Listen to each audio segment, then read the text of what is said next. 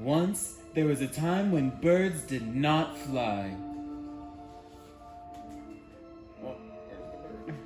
Long ago, there was a bird with no wings.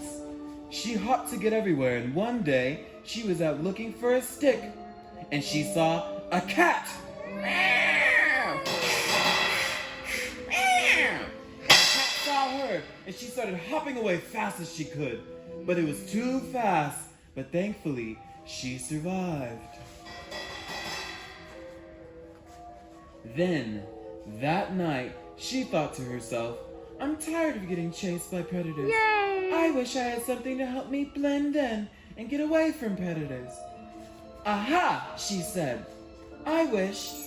Then she saw a wishing star and said, I wish for something that will help me blend in with nature and something that makes me get away fast from predators.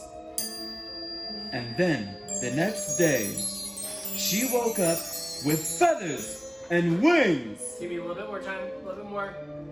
Keep going. And she was so amazed by her wings. That day, she saw the cat, and the cat started running toward her, and the bird flew away. And from that day forward, cats could never eat and see birds ever again.